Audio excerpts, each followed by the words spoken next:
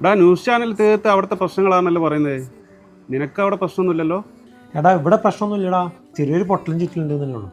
എടാ ന്യൂസ് കണ്ടപ്പോഴേ എനിക്ക് ആദ്യം നിന്നെയാണ് ഓർമ്മ വന്നത്. അതാ ഞാൻ നിന്നെ വിളിച്ചു നോക്കിയത്. എന്നാലും എനിക്കിന്നൊന്ന് വിളിക്കാൻ തോന്നിയല്ലോ. നീ ഒന്ന് വിളിക്കുമെന്ന് ഞാൻ ഒരിക്കലും വിചാരിച്ചിട്ടില്ലടാ.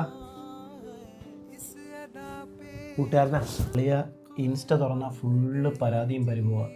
യുദ്ധമായിട്ട് നാട്ടിൽ നിന്ന് എന്നെ ഒരാളും വിളിച്ചില്ല. പക്ഷെ എൻ്റെ കാര്യം നേരെ തിരിച്ചാട്ടാ, നാട്ടിൽ നിന്ന് ചറ പറ കോളായിരുന്നു അളിയ. ഞാൻ ഭയങ്കര സന്തോഷത്തിലാണ്. എന്താണെന്നറിയോ, 2-3 കൊല്ലം മുമ്പേ ഞങ്ങൾ തമ്മിൽ ചെറിയൊരു പ്രശ്നം ഉണ്ടായിരുന്നു. ആ കൂട്ടുകാരനെ ഇപ്പോൾ വിളിച്ചിട്ട് ഇവിടെ പ്രശ്നമൊന്നുമില്ലല്ലോ, നീ ഓക്കെ അല്ലെന്ന് പറഞ്ഞപ്പോൾ എനിക്ക് കിട്ടിയ സന്തോഷം എന്താ വെച്ചിട്ടാ, ഇനി മരിച്ചാലും വീട്ടില്ല. ഏതാണ്ട് സെയിം അനുഭവമാട്ടോ എൻ്റെ. നാട്ടിൽ പോട്ടെ തിരിച്ചു വന്നതിന് ശേഷം എൻ്റെ ഒരു കൂട്ടുകാരനെ വിളിച്ചിട്ടേ ഇല്ല. അവൻ എന്നെ വിളിച്ചിട്ട് ചോദിച്ച്, അളിയ നീ ഓക്കെ ആണോ? അവൻ ഏതാണ്ട് എന്നെ വിളിച്ചിട്ട് കുറേ വർഷമായി അളിയ.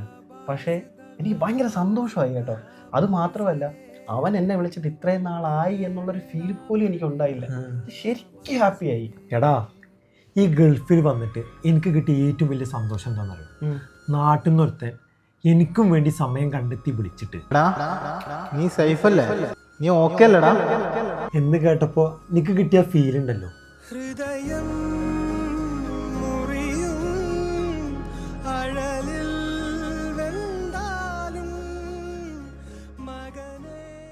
ഞങ്ങളുടെ മനസ്സൊന്ന് പിടഞ്ഞപ്പോൾ പിടിച്ചെഴുന്നേൽപ്പിക്കാൻ ഒരു വാക്കുകൊണ്ട് ധൈര്യം തന്ന എല്ലാ സുഹൃത്തുക്കൾക്കും 1000 നന്ദി.